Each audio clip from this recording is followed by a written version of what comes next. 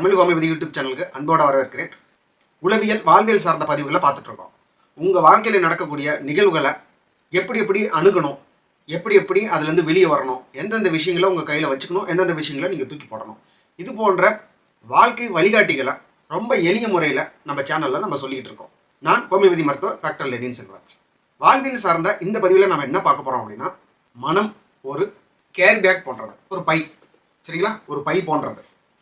So இதை ஏன் ஒரு பை போன்றது அப்படின்னு சொல்கிறோம் அப்படின்னா, நம்ம வந்து இந்த பையை எடுத்துகிட்டு மார்க்கெட்டுக்கு போவோம். மார்க்கெட்டுக்கு போயிட்டு என்ன பண்ணுவோம், நமக்கு தேவையான பொருட்களை வாங்குவோம். அப்படி வாங்கிட்டு வந்த பொருட்களை நம்ம தேவையான நேரத்தில் பயன்படுத்திக்குவோம். ஒரு காய்கறி மார்க்கெட்டுக்கு போயிருக்கோம் அப்படின்னா, சில பொருட்களை நம்ம வாங்கிட்டு வரோம். அதில் ஒரு சில பொருட்கள் கெட்டு போகலாம். அப்போ கெட்டு போன பொருட்கள் நம்ம என்ன செய்வோம் அப்படின்னா, இந்த பேக்லேருந்து என்ன பண்ணுவோம், தூக்கி போட்டுருவோம். அப்போது இந்த பேக்கை நம்ம எதுக்கு யூஸ் பண்ணுறோம்னா, நமக்கு தேவையான பொருட்களை வாங்குறதுக்காக இதை யூஸ் பண்ணுறோம். சில சமயங்களில் நம்ம வாங்கின பொருட்கள் நமக்கு தேவையில்லாததாக போகும்பொழுது நம்ம என்ன செய்கிறோம்னா, இதில் இருந்து நம்ம தூக்கி வெளியே போட்டுறோம். சரிங்களா, வாங்கிட்டு வந்த காய்கறியில் ஏதாவது ஒன்று கெட்டு போச்சு அப்படின்னா நம்ம தூக்கி வெளியே போட்டுருவோம். அதே போல தான் நம்மளுடைய பிரெயின், நம்மளுடைய மூளையவும் நாம் அப்படி செயல்படுத்த முடியும்.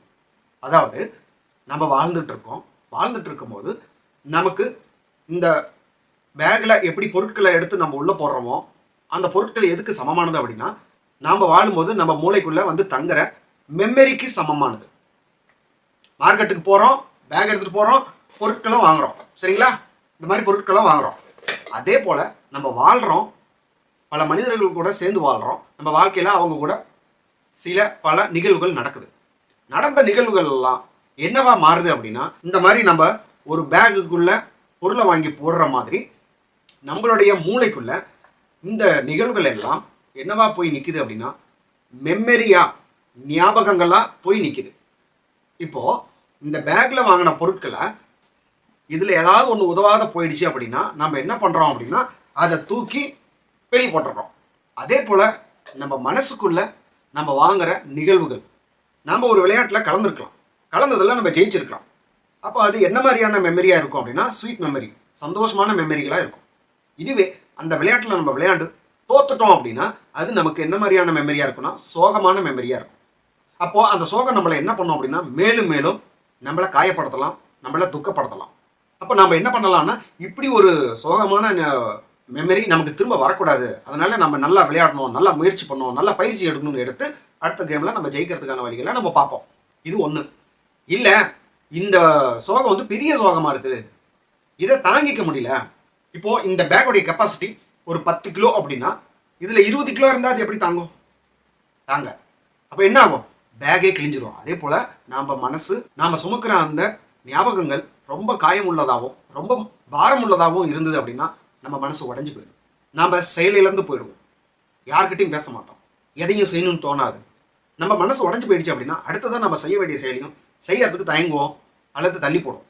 அப்போது அதுக்கு என்ன வழி அப்படின்னா, எப்படி இந்த பேக்கோடைய கெப்பாசிட்டியை தாண்டி இதுக்குள்ள ஒரு பொருளை வைக்கக்கூடாதோ அதே போல தான் நம்மளுடைய மனசும் ஒரு கேரி பேக் தான்.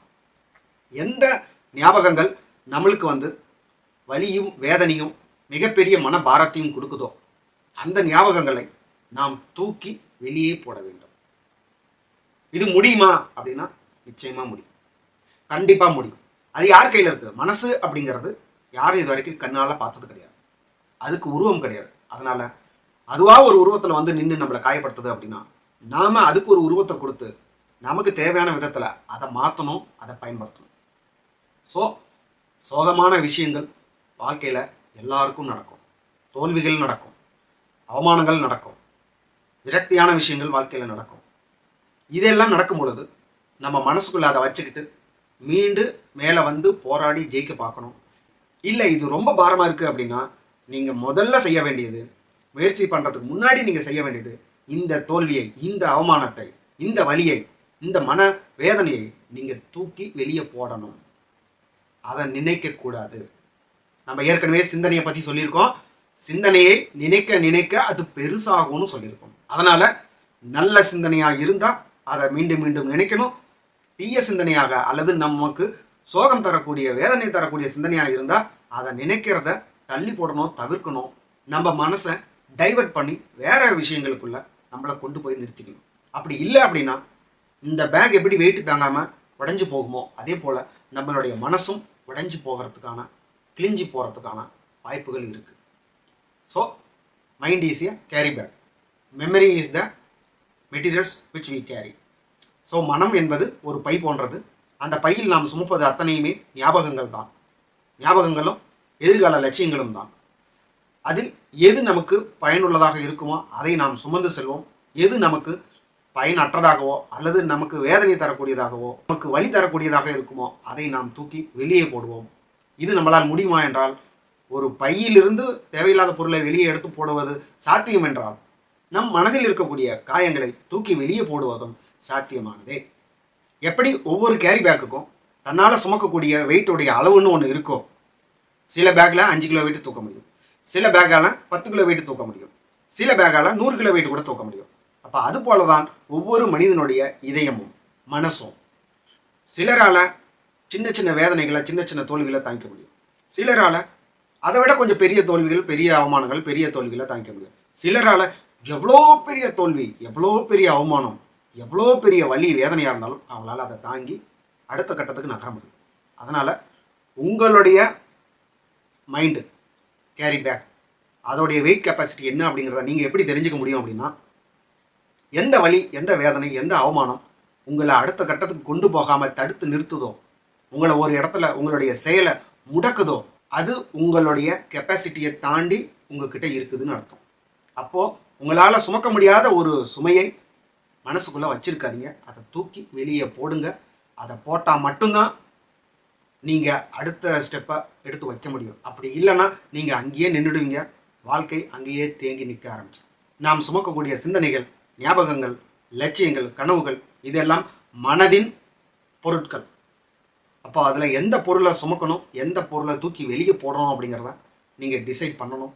அப்படி டிசைட் பண்ணலை அப்படின்னா உங்களுடைய வாழ்க்கை அடுத்த கட்டத்தை நோக்கி போகிறதுலேருந்து தடைப்படும்.